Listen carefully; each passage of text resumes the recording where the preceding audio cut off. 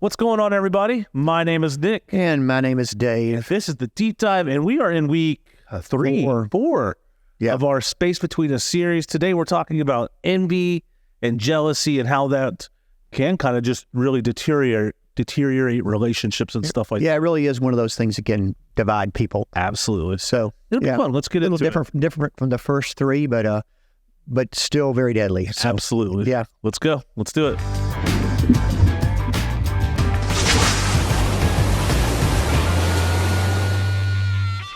Well, Dave, busy weekend for you, it sounds like. Wow. Give us a little bit of a breakdown of that. Well, this is Labor Day weekend. Yeah. So just a long weekend. A lot going on, and we're pretty busy. We went down to Warner Robins on Saturday and went to a funeral, which was sad. But then we had a chance for Teresa and Esther to visit with some of their friends that have been down there. They've known for a long time. So that was fun. Sunday was church. A lot of sports to watch on Sunday too. A lot on Saturday as well. But then yesterday I went to Nashville. Okay. And went to see a concert by Nickel Creek, which is one of my favorite bands. And so that was awesome. And this morning I got up and drove back. And you're here. And this is the first thing that I've done since I've gotten back. Well, welcome back. Yeah. Back. I actually ended up at the Dragon Con parade on Saturday. Nice. Before all the sports started. Yeah. But that was an interesting. It's a check off my Atlanta list. Like things you have to do if you're from Atlanta. But it was fun and it was interesting. And I was talking to you a little bit before the podcast about I was kind of just sitting there thinking about how fanatical people are about some of these nerddom type things. Yeah. And also it made me realize like how overall like people are just, we're kind of fanatical about a bunch of different things, whether it's your sports team or whether it's your Marvel movie of choice or as I'm wearing a Georgia shirt right now. I do think, well, first of all, I love that whole thing, that whole genre that kind of goes around Comic-Con and how it's really made it like mainstream to be a nerd. Yeah. Kind of. But I also think that like if we were going to break this apart, there's this need for community that people have, and whether they put it in the sports team they're for, or they get all excited about whatever Marvel comic or video game they watch. There's a need for community, and it shows sort of the field that we need to step into as the church. We talked a lot about fresh expressions and something like that. Yeah. So it may be time to be exploring some of those spaces for us to go to get to know people and be able to share Christ with them. So there's I don't know if I was talking to you or where, but I heard something recently that communities used to be like cultivated and created based off things people love, and that's I think what happens at Dragon Con and stuff like that. But they're also talking about how it seems like now more and more communities are being based off of what people hate. Yeah, it's like if we can get back to that idea of creating communities out of things we love, I think we'll get back to it. Yeah, that's great. Well, we'll take a look at this. Let's break down this week the sermon. Talking about envy and jealousy. Right. So what? So again, you said it well. It's a space between us. Yeah. We got one more sermon, which I'll talk a little bit at the end about. But looking at like areas that can cause division and cause problems between people. And this week we looked at envy, jealousy, comparison. The Bible would say covet. The 10th commandment is thou shalt not covet. Yeah. And so if you break down those words, there are slightly different: jealousy, envy, comparison, covet, but they're all kind of in the same category. So we kind of grouped them as a whole and looked at that. And so I began with, because I knew it was going to be a pretty serious sermon, to begin with some kind of more light stuff, and had some animal videos, including one of my grand dog and one of my cats sadly passed away. But those two were so jealous of each other. Yeah. They just could. You could just see they were like children, and they wanted what the other had, and they just really couldn't stand each other, and they would fuss and fight, and Trooper would chase the dog. He would get so jealous of the dog, he would just have had it. And so my point was, that's cute, but it doesn't end well. And I think in our relationships as human being, it's not cute when we envy, and you had experience with that with animals or maybe children or. Yeah, I mean, I definitely with animals. We have a little farm at our house, and it's quite often do one, two, or multiples start fighting over whether it's food or attention. There was one day recently, one of the cats was up in my lap, and I was petting it, and the dog was like, "Oh, what's the pet?" Tried to jump up in my lap, and the cat just went whack, smacks him across the face, and like, get away, this is mine, but all the time. And I mean, it happens with kids as well. As one kid goes spend the night, the other one's like, well, why can't I go spend the night? It's like, well, have you set up anything, or have you talked to your friends? Well, no. And it's like, well, you got to do a little bit of that. And so one of the passages that we looked at was one I pulled up from James, and it talks about jealousy or envy leads to other kinds of strife, leads to other sins. And so some of the things that we've already talked about in this series, really, jealousy can be kind of the prelude to that. Let's say like gossip. Someone is jealous of another person, so then we talked about triangulation, they get with another person, and it really stems down to jealousy and covetousness. Another thing that I think is interesting, I didn't spend that much time on the sermon, but we can break it down a little bit more, is that of all the sins that there are, and there's lots of sins. Jealousy, if we define it as, sadness over the success or the, something that's good that's happening to another person, and we feel sadness about that. That's kind of a very, very basic definition. It's one of the only sins that I can think of that there isn't even just a little bit of momentary pleasure. Now, I'm not recommending any of the other sins, but if you think about them and break them down, a lot of them, at least for a second. Yeah, you get some sort of dopamine rush. Yeah, you're driving towards pleasure. Yeah. But jealousy and envy just makes everybody sad and feel bad. You never have somebody be like, "Oh, I'm so sad that they've got that car." You know what I mean? Like, right. And I don't like. You just never, hear people. Oh yeah, no, it's jealousy, but they might say something like, "Oh, look at them, they're overcompensating for something," or I don't know why they're doing that. I mean, I can't imagine how. So you hear, and it's jealousy and envy, and it's not attractive. Yeah. Just on its base merits, but it also can lead to other things that can cause space between us. And so I thought the skit that Sky and Austin did, gosh, I forgot. It really kind of hit it pretty well. It was just, one kind of be like, "Oh, I can't believe they got all the new dishwashers, they got all the new stuff," and the other one's kind of like, "Oh, they got the new mower," but it's not always. What I guess their point was that it's not always greener on the other. Yeah, literally the grass isn't always greener on the other side of the fence. But yeah, we can look at what's going on with the neighbors, and of course they're looking out with binoculars and spying on them. If you didn't see the skit.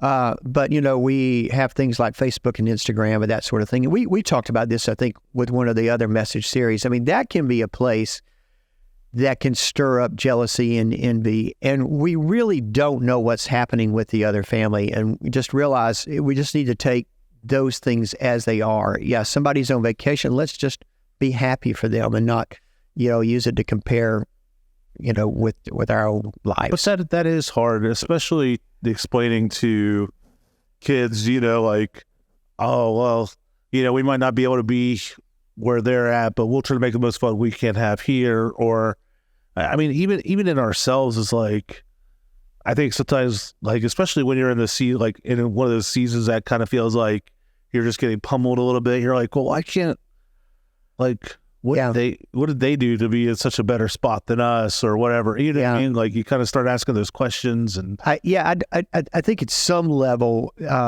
it's unavoidable. We're gonna, as we are in relationships with other people, and as we're in community or in social situation, other people, we're going to run into things that are going to conjure up feelings of jealousy, or envy or comparison. And so one of the points that I made, though, is if someone's truly struggling with that, the best that we can do, try to remove ourselves from those situations. If you find yourself feeling envious and jealousy because you're going on Instagram and Facebook every 1 minute and looking at what other people are doing, maybe it's time to, put that down a little bit. If there's certain shows or certain websites or certain things that we do have control over, that we can say, okay, just don't do it. I mean, let's just step aside until we can kind of re-engineer our brains to not think in that way. And, it is going to be something to manage. We're never going to solve it. Envy and comparison and covetousness, that's why it's one of the things that's talked a lot about in the Bible. It's going to be a continuous struggle. So we need to learn how to manage it better as we can. It really is kind of amazing. And I don't know if this is kind of an America thing or whatever, but just, how it's so hard to just find true contentment. You know what I mean? Like, because I guess the opposite of envy and, and all this would be kind of being content in situations and stuff like that, and how our gratitude. We're talking about that in a second. So it was so much easier to just default to jealousy and wanting more and stuff like that, as opposed to just being happy for what we got. Right. Yeah, for sure. And sometimes it seems like the more that we have, the more we need. Because I do see people in other contexts who maybe don't have as much, who do seem to have more peace and happiness about that. And then you find, lots of times some of the, for lack of a better word, less wealthy or poorer people, it can sometimes be some of the most generous people with what they do have, because they don't feel like it's not that mind thing, And they more so know what it's like to be without. Right. I think so. And so, looking at what are some things that we can do about envy, I don't think anybody has to be told that it's bad. Sure. I think that one thing that does need to happen is this self-awareness that it affects us individually. I think we can look and see bad examples in others. It's much harder to look and say, well, this really is something I struggle with. Yeah. And one of the ways that I found, because last week when I started doing the research and putting together the sermon, I was thinking I don't know that I had that much trouble with envy. And then I read something and I realized there's this other side of the coin. And I think it's a word we've actually came up maybe a year ago in some other context, Schadenfreude, which means taking pleasure in the pain of others or the hardship of others. And I realize that is something I struggle with, and have had a little bit of that here lately with some things that have gone on where, something bad's happened to somebody. Oh, that couldn't have happened to a nicer guy. But that is really an ugly side of me that I don't like.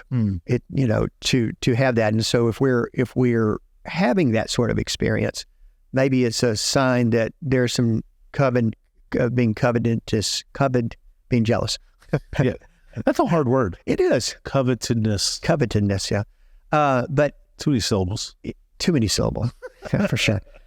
So yeah, and I got to thinking, is that why people like to watch The Real Housewives of Beverly Hills or The Bachelor? Because they see these people that look wealthy and have everything together, their lives falling apart, and there's something about it that's like, that's kind of cathartic. Yeah.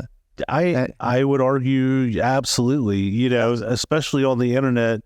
It seems like the internet's more full of trolls than it is people wanting to have actual conversation. And I think because some people just kind of want to, they like that sense of chaos. They like to be entertained. They want to see how people interact in some of the worst of situations instead of the best of the situations. Because nobody wants to see somebody just kind of yep, I've got food on the table, let me eat, you know what I mean? Or whatever.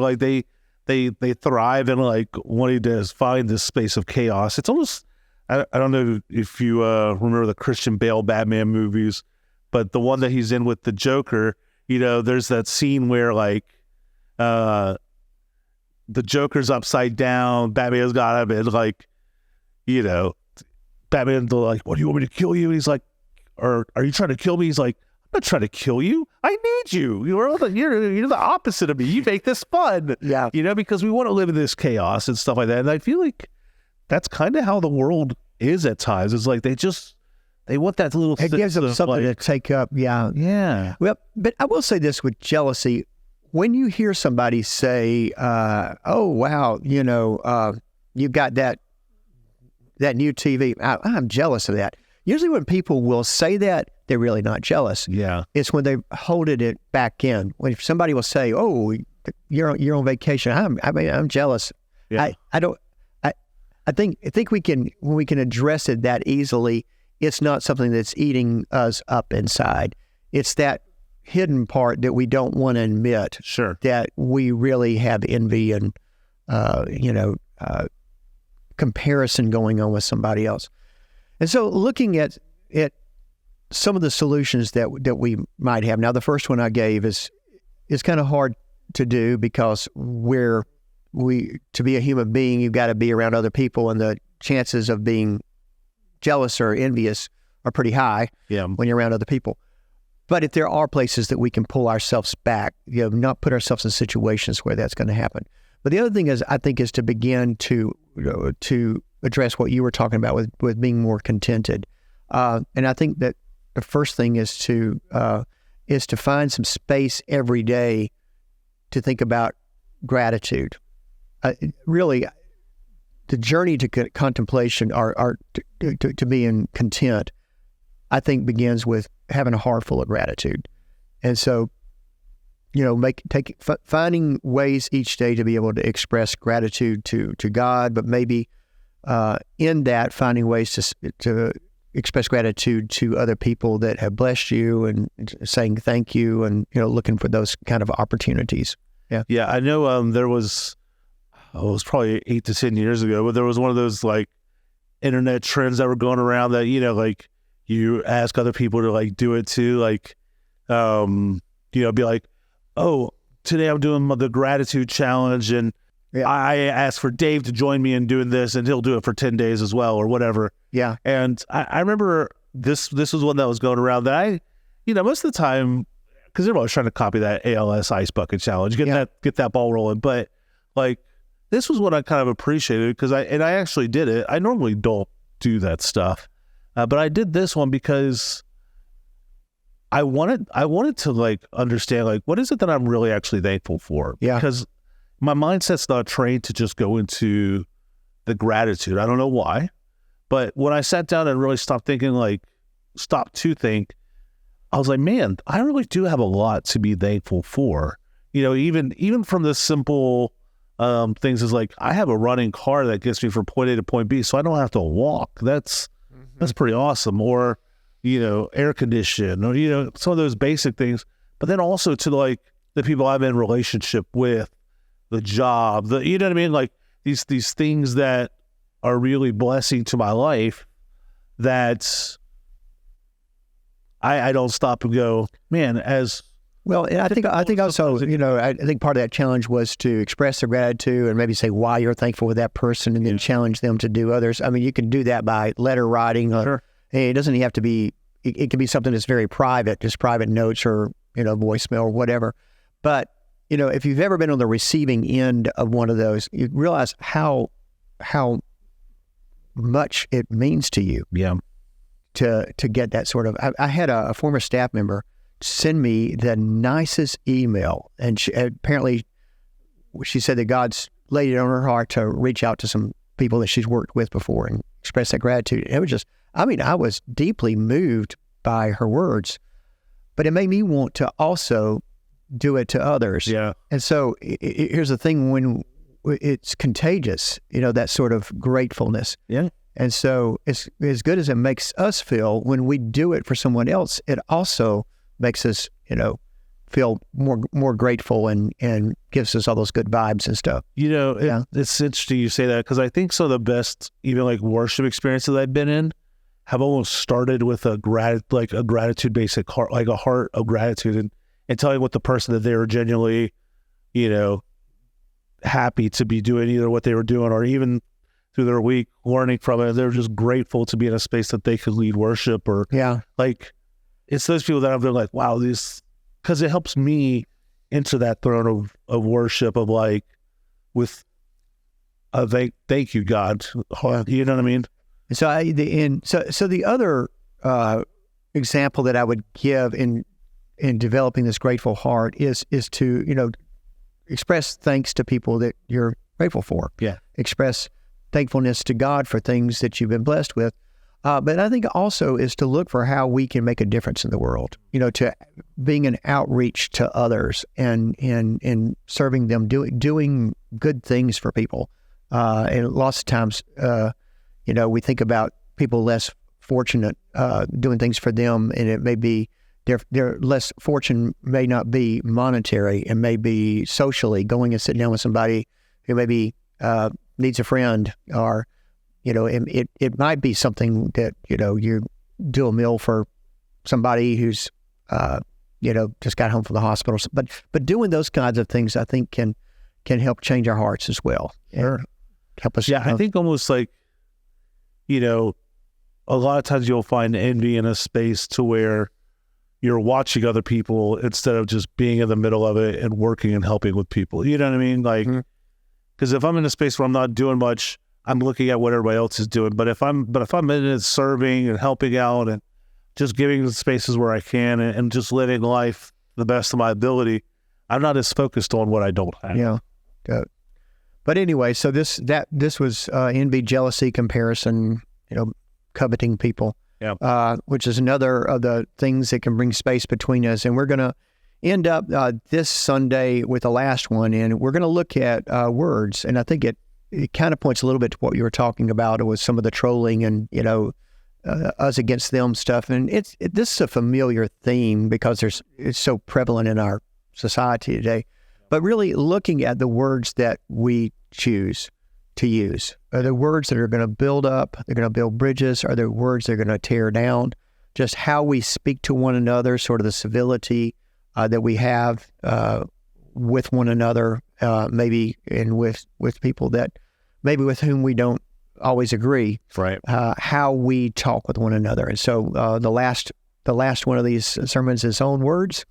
We'll get to that on Sunday, and that's where we find ourselves out of these 5 weeks. I've liked doing this series. I think it's been something that it's one of those rubber meets the road kind of things. It's not. It's not esoteric sort of this theology that's up in the clouds. It's something about it. Practicals. Yeah, we're all going through and how to work through that stuff together in community. I think it's definitely important. And words are definitely a big deal in how we use them. And so I'm looking forward to Sunday. And as we are wrapping up here, if you have any questions, any concerns, anything that you want to talk to about us from this past week's sermon, drop them in the comments, drop them in the chats, drop them in the emails. You know where to find all that stuff. I'm assuming because most of you have probably watched quite a few times. But if you're new tuning in, we love community. We love being here and having conversations. So let us know what you're thinking. And Dave, anything else to add before we wrap up? I know. I'm just going to go to bed early tonight. So long. I'm a little tired. He's been pretty busy. But, well, we thank you guys so much for watching. We'll catch you next time. Hey, good night. Good night. Goodbye, and God bless.